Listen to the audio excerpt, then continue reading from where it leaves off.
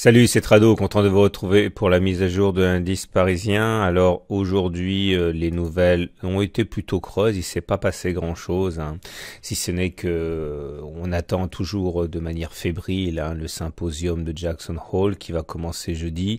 La pression est maximale sur Jérôme Powell qui non seulement, hein, vous le savez, subit les attaques continuelles de Monsieur Trump qui exige une baisse de 100 points de base et qui l'accuse de vouloir quasiment tuer la croissance avec sa politique restrictive, et les marchés montent dans l'espoir que Monsieur Powell fera un geste fort avec une baisse significative ou un discours qui laisse entendre une politique monétaire encore plus accommodante. Alors maintenant, gare à la déception, le CAC vient de se prendre 1,7% de hausse. Alors, comme vous pouvez le voir, depuis que le rebond a pris forme sur le support hebdomadaire des 5168, nous avons pris la bagatelle depuis les plus bas, donc de 5,3%.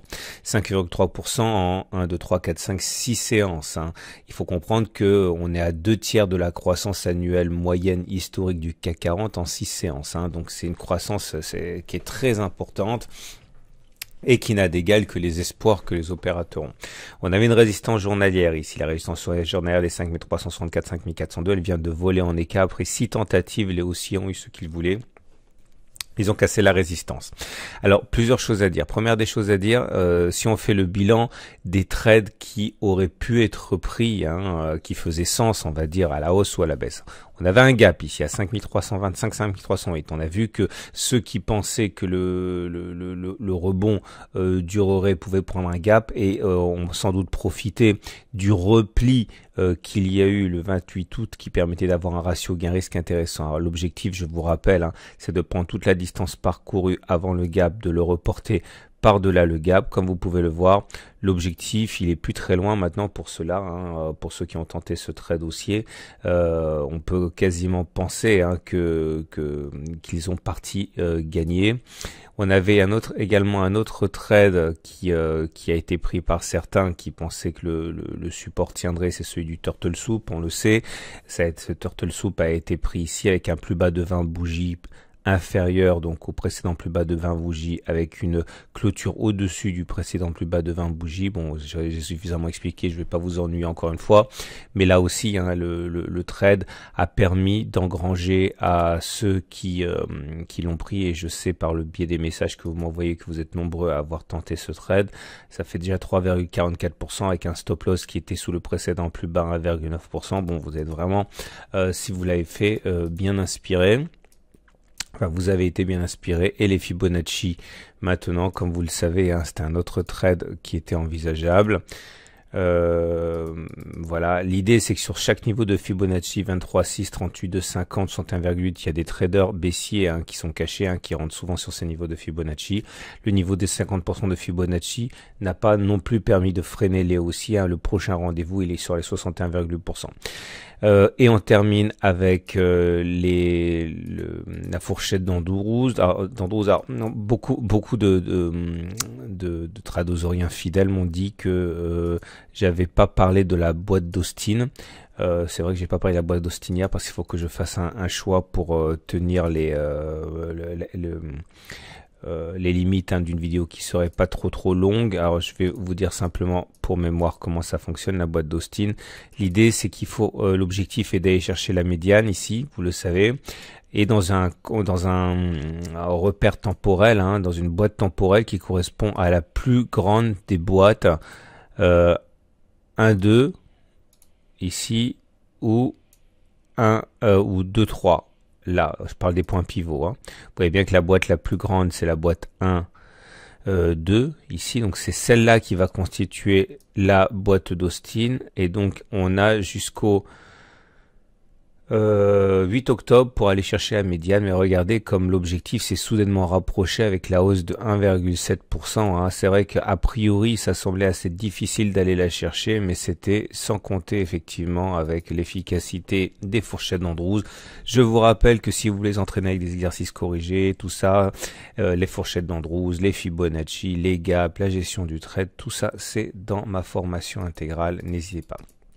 Alors maintenant, j'avais dit à titre personnel que j'attendais une faiblesse sur la moyenne mobile à 20 jours pour rentrer. Il n'y a pas eu de faiblesse sur la moyenne mobile à 20 jours. Au contraire, on l'a enfoncé comme du beurre. Mon prochain rendez-vous. Alors la tendance, c'est les notes maintenant. Vous voyez, on est au-dessus de la M20 qui descend. On est en tendance note. La moyenne mobile à 7 jours, elle est ascendante. Donc ça veut dire qu'elle joue un rôle de support. Donc je fourbis mon swing baissier sur cette zone ici, comprise globalement entre 5453 et 5502. C'est un seuil psychologique, ça correspond au gap, ça correspond à une résistance journalière, ça correspond également au prochain niveau de Fibonacci. Donc voilà, si jamais je vois que les cours peinent sur cette zone, c'est sur ce niveau que j'engagerai mon swing baissier. Les bandes de Bollinger ne sont plus en situation de parallèle baissière. Vous voyez, la Bollinger monte, la Bollinger supérieure descend.